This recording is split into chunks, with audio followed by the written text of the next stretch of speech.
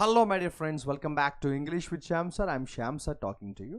Shyam sir's vocabulary series లోకి వెళ్ళిపోదాం. ఈ వీడియో ఫస్ట్ టైం చూసిన వాళ్ళ కోసం చెప్తున్నాను. Shyam sir's vocabulary అనే ప్రోగ్రాంలో ప్రతిరోజు మనం హిందూ పేపర్లో వచ్చిన కొన్ని ఇంపార్టెంట్ vocabularyని అందరికీ అర్థమయ్యేలాగా సింపుల్గా తెలుగులో నేను ఎక్స్ప్లెయిన్ చేస్తూ ఉంటాను with examples. At the same time video ఎండింగ్లో నేను ఈరోజు చెప్తున్న vocabularyలో కొన్ని వర్డ్స్తో మీకు ఒక హోంవర్క్ ఇస్తాను. మీరు ఆ హోంవర్క్ చేయాలి. హోంవర్క్ అంటే ఏం కాదు, ఆ వొకాబులరీతో కొన్ని ఎగ్జాంపుల్స్ని మీరు తయారు చేసి కమెంట్ సెక్షన్లో మెసేజ్ చేయాలి. అండ్ మోస్ట్ ఇంపార్టెంట్ ఈజ్ ఈ వీడియో మామూలుగా చూస్తే ఉపయోగం ఉండదు. You have to make a running notes. Screen shots తీసుకున్నా పెద్దగా యూజ్ ఉండదండి. వీడియో మహా అయితే 10 నుంచి 15 నిమిషాలు ఉంటుంది. మీరు జస్ట్ ఆ వీడియో చూస్తూ రన్నింగ్ నోట్స్ రాసుకోవడం వల్ల ఏమవుతుందంటే ప్రతిరోజు కొన్ని వొకాబులరీ నేర్చుకునే ఛాన్స్ దొరుకుతుంది. డైరెక్ట్గా హిందూ పేపర్లోంచి వొకాబులరీ నేర్చుకోవడం వల్ల కాంపిటేటివ్ ఎగ్జామ్స్కి చాలా యూజ్ ఉంటుంది. సార్ ఈ వీడియో ఏ ఎగ్జామ్స్కి ఉపయోగపడుతుంది సార్ అంటే కాంపిటేటివ్ ఎగ్జామ్స్, అన్ని ఎగ్జామ్స్కి ఉపయోగపడుతుంది. ఎస్ఎస్సి సిజిఎల్ దగ్గర నుంచి బ్యాంక్ ఎగ్జామ్స్ వరకు, కానిస్టేబుల్ సబ్ ఇన్స్పెక్టర్ దగ్గర నుంచి ప్రతి కాంపిటేటివ్ ఎగ్జామ్కి ఈ వీడియో ఉపయోగపడుతుంది. ఎందుకంటే కాంపిటేటివ్ ఎగ్జామ్స్లో వొకాబులరీ లేకుండా ఏ క్వశ్చన్ పేపర్ ఉండదు. ఇక లేట్ చేయకుండా స్టార్ట్ చేద్దాం మై డియర్ ఫ్రెండ్స్. సో మనం చూస్తున్నాం ఈరోజు జూన్ 28 హిందూ న్యూస్ పేపర్ చూస్తున్నాం. ఎడిటోరియల్ ఆర్టికల్ ఫస్ట్ ఆర్టికల్ చూసాం మనం. ఎడిటోరియల్ కాలంలో ఫస్ట్ ఆర్టికల్. నేను ఈరోజు ఈ ఆర్టికల్లో చెప్పే వర్డ్స్ తక్కువే ఉంటాయి, కానీ ప్రతి వర్డ్ చాలా మంచి వొకాబులరీ. హార్డ్లీ నాకు తెలిసి 10 to 15 వర్డ్స్ రావచ్చేమో, అంతకంటే ఎక్కువ వొకాబులరీ నేను ఈరోజు చెప్పట్లేదు. కానీ ఎప్పుడు చెప్తా కదా, ఎన్ని వొకాబులరీ నేర్చుకుంటున్నాం అన్నది కాదు, గుర్తు పెట్టుకునేలాగా నేర్చుకుంటున్నామా లేదా అన్నది వెరీ ఇంపార్టెంట్. లేట్ చేయకుండా స్టార్ట్ చేద్దాం. హెడ్లైన్స్లో ఒక వొకాబులరీ వచ్చింది ఏంటంటే స్టాండ్స్. ఏమన్నాడు వాడు? Stands. So what is the meaning of the word stands? Stands అంటే ఒక బలమైన ఒపీనియన్ తీసుకోవడం, స్టాండ్ తీసుకోవడం అంటాం కదా. ఇప్పుడు నాకు ఇద్దరు ఫ్రెండ్స్ ఉన్నారు, వాళ్ళిద్దరికి ఏదో ఒక ఇష్యూలో ఒక గొడవ జరిగింది. అప్పుడు నేనేం చేయాలి? ఏదో ఒక స్టాండ్ తీసుకుని నువ్వు రైట్ లేదా నువ్వు రైట్ అని చెప్పాలి కదా. సో స్టాండ్ తీసుకోవడం ఏమంటామంటే స్టాండ్స్. సో రాసుకోండి, stands is equal to stand comma strong opinion, taking a stand or taking a strong opinion. రాసుకోండి, stands is equal to taking a strong opinion. ఇక ఒక ఇంపార్టెంట్ వొకాబులరీ వచ్చిందమ్మా, అదేంటంటే కమ్యూనిక్. మీ అందరికీ కనిపిస్తోందని అనుకుంటున్నాను, కనిపించకపోతే ఇంకా జూమ్ చేస్తాను, ఓకేనా? అదిగోండి, కమ్యూనిక్ నేను అండర్లైన్ చేశాను. ఓకే, సో కమ్యూనిక్ అంటే ఏంటో తెలుసా? అధికారిక ప్రకటన, అఫీషియల్ అనౌన్స్మెంట్ అనమాట. మనం ఏదైనా మీడియాకి ఒక ప్రెస్ మీట్ పెట్టి అఫీషియల్గా చేసే అనౌన్స్మెంట్ని ఏమంటామంటే కమ్యూనిక్ అంటాం. సో కమ్యూనిక్ అంటే ఏంటంటే అధికారికంగా చేసే ఒక ప్రకటన. రాసుకోండి, communique means an official announcement. ఒక బ్యూటిఫుల్ వొకాబులరీ వచ్చింది. దీని వొకాబులరీ అనడం కంటే దీన్ని ఒక ఇడియం అని అనొచ్చు. ఇడియమ్స్ ఉంటాయి కదా, రైట్. ఈ ఇడియం ఏమన్నాడంటే చూడండి, అట్ ద బిహెస్ట్ అన్నాడు. ఏమన్నాడు? At the behest of. Preposition of కూడా వస్తుంది. అట్ ద బిహెస్ట్ ఆఫ్ అంటే దీన్ని సింపుల్గా తెలుగులో చెప్తాను, ఎగ్జాంపుల్ చెప్తే మీకు బాగా అర్థమవుతుంది. నన్ను నా ఫ్రెండ్ అడిగాడు, శ్యామ్ నువ్వు ఎందుకు ఆ డెసిషన్ తీసుకున్నావు అన్నాడు. అప్పుడు నేనేమన్నానంటే మా అంకుల్ చెప్పారు కాబట్టి నేను ఈ డెసిషన్ తీసుకున్నాను. Because I'm always at the behest of my uncle. మా అంకుల్ ఏం చెప్తే అదే. అంటే ఒక వ్యక్తి మనకి ఆదేశాన్ని ఇస్తే మనం తూచా తప్పకుండా ఆదేశాన్ని పాటిస్తే దాని అర్థం ఏంటంటే I am at the behest of that person. అర్థమవుతుందా? So at the behest of అంటే రాసుకోండి, following the orders of a person. So ఇప్పుడు ఉదాహరణకి నేను మా అంకుల్ ఏం చెప్తే మా అంకుల్ మాట తప్పనిసరిగా వింటానని చెప్పాలనుకోండి, I'm at the behest of my uncle. అర్థమవుతుందమ్మా, రైట్. నెక్స్ట్ వన్ చూడండి, ఒక బ్యూటిఫుల్ వొకాబులరీ వచ్చింది. అదేంటంటే రిజాల్వ్. RESOLVE, resolve. ఇక్కడ రిజాల్వ్ ప్రాబ్లమ్ని రిజాల్వ్ చేయడం అంటామే, అది వేరు, అది వెర్బ్ ఫామ్ వాడతాం. రిజాల్వ్ అంటే సంకల్పం. మీరు 2025లో బెస్ట్ కెరియర్ని డిజైన్ చేసుకోవాలని ఒక రిజాల్వ్ తీసుకోవాలి. ఏం లేదు, న్యూ ఇయర్ రిజల్యూషన్ లాగా. So resolution resolve, they are very close. So resolve అంటే రాసుకోండి స్ట్రాంగ్ డిటర్మినేషన్. రిజాల్వ్ అంటే రాసుకోండి స్ట్రాంగ్ డిటర్మినేషన్. ఇక తర్వాత తీసుకుంటే ఒక బ్యూటిఫుల్ వర్డ్ వచ్చింది ఏంటంటే స్టార్క్, STARK. సో స్టార్క్ అంటే ఏంటి? What is the meaning of stark? చాలా షార్ప్గా ఉండడం, బలంగా ఉండడం. అర్థమవుతుంది. ఉదాహరణకి నాకు అతని మాటలు నచ్చలేదు, అతను చాలా హార్ష్గా మరి ఒక షార్ప్గా కత్తిలాగా మాట్లాడుతున్నాడు, యూనో సూదిగా. అంటే అది ఎలా అంటే నెగిటివ్ కాంటెక్స్ట్లో వాడతాం మనం, పాజిటివ్ కాంటెక్స్ట్లో వాడము. ఫర్ ఎగ్జాంపుల్ మనం ఇంటర్వ్యూకి వెళ్ళేటప్పుడు మన వాయిస్ చాలా సాఫ్ట్గా ఉండాలి కానీ స్టార్క్గా ఉండకూడదు కదా. సో రాసుకోండి స్టార్క్ అంటే హార్ష్ అని రాయండి, ఓకేనా.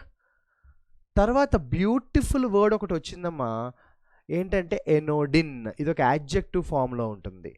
ఎనోడిన్, ANODYNE. ఎనోడిన్ అంటే ఏంటంటే అవమానకరంగా లేదంటే రెచ్చగొట్టే విధంగా మాట్లాడడం, అవమానిస్తున్నట్టుగా మాట్లాడడం, రెచ్చగొట్టే విధానంలో మాట్లాడడం. సో రాసుకోండి ఎనోడిన్ అంటే ఏంటంటే ఇన్సల్టింగ్ అని రాయొచ్చు, లేదంటే ప్రొవోకింగ్ అని కూడా రాయండి. రెచ్చగొట్టేలా ఏమంటామంటే ప్రొవోకింగ్ అంటాం, ఓకే.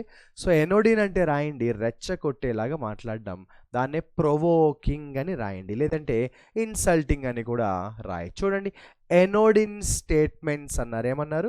ఎనోడిన్ స్టేట్మెంట్స్ అంటే రెచ్చగొట్టే ధోరణి, రెచ్చగొట్టే వాక్యాలు. డిస్క్వైటింగ్, కోపాన్ని టెన్షన్ని తెప్పించే. నేను చాలా హ్యాపీగా ఉన్నాను, సడన్గా నా ఫ్రెండ్ ఫోన్ చేసి నాకు ఒక న్యూస్ చెప్పాడు. ఆ న్యూస్ ఎలాంటి న్యూస్ అంటే డిస్క్వైటింగ్ న్యూస్ అనమాట. అంటే నాలో ఒక టెన్షన్ పుట్టే, నాలో ఒక యాంగ్జైటీ పుట్టే వార్త. సో రాసుకోండి డిస్క్వైటింగ్ అంటే ఏంటంటే క్రియేటింగ్ టెన్షన్ అని రాయండి, లేదా కాజింగ్ యాంగ్జైటీ అని రాయండి. డిస్క్వైటింగ్ ఇన్ఫర్మేషన్, డిస్క్వైటింగ్ న్యూస్ అంటాం, అంటే టెన్షన్ కలిగే, ఓకేనా. ఇక బ్యూటిఫుల్ వర్డ్ వచ్చింది, చాలామందికి తెలియకపోవచ్చు. మీరు గూగుల్లో ఈ వర్డ్ చూస్తే కూడా కన్ఫ్యూజ్ అవుతారు. వాడు ఐస్బర్గ్ అది ఇది అంటాడు. THAW, థా. థా అంటే ఏంటంటే డిఫరెంట్ మీనింగ్స్ ఉంటాయి. ఈ కాంటెక్స్ట్లో మీనింగ్ ఏంటంటే, నేను మీకు ఎగ్జాంపుల్ చెప్తాను. నాకు 2 ఫ్రెండ్స్ ఉన్నారు, రమేష్, గణేష్. వాళ్ళిద్దరికీ గొడవ జరిగింది. గొడవ జరిగిన తర్వాత కొన్ని రోజులు గ్యాప్ వచ్చింది, ఇద్దరు మాట్లాడుకోలేదు. తర్వాత మళ్ళీ ఒక రోజు అనుకోకుండా కలిసి కబుర్లు చెప్పుకుంటున్నారు. అంటే గొడవ జరిగిన తర్వాత మళ్ళీ కొంచెం కలుస్తారు చూసారా, దాన్ని ఏమంటామంటే థా అంటాం మనం, ఓకేనా. సో సింపుల్గా చెప్పాలంటే థా అంటే రాసుకోండి ద రీఅసోసియేషన్ ఆఫ్టర్ ఏ డిస్ప్యూట్. ఏం రాసుకుంటారు? థా అంటే ద రీఅసోసియేషన్ ఆఫ్టర్ ఏ డిస్ప్యూట్.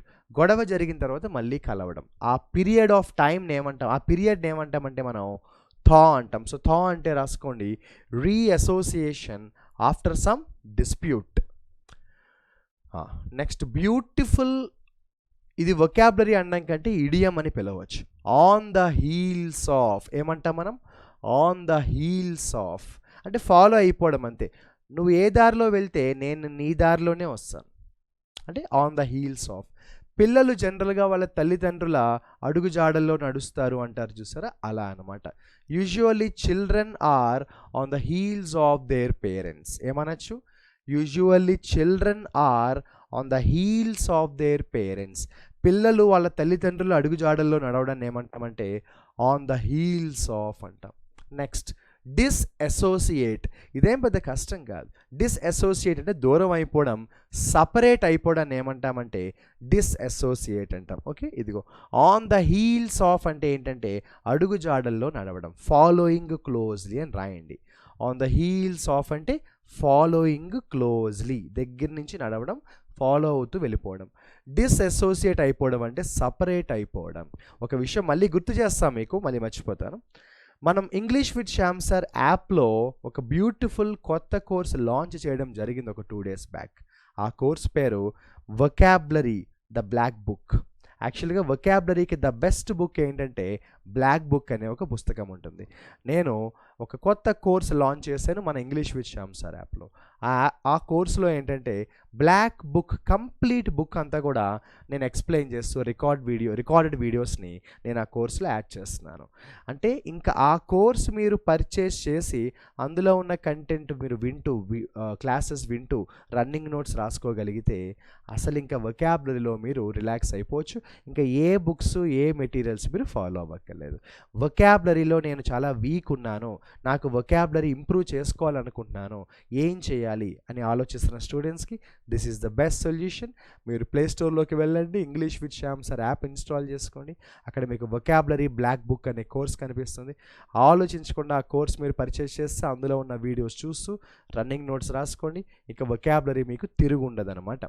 ఎందుకంటే నేను వొకాబులరీ నా వీడియోస్లో చాలా ఎగ్జాంపుల్స్ ఇస్తూ చాలాసార్లు ఎక్స్ప్లెయిన్ చేసేటప్పటికి ఏమవుతుందంటే మీరు పదే పదే వింటారు.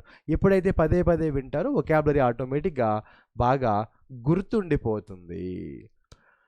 రైట్. ఇక తర్వాత చూడండి, ఒక వొకాబులరీ ఏమన్నారంటే వాళ్ళు ర్యాంకిల్ అన్నారు. ఏమన్నారమ్మా? ర్యాంకిల్.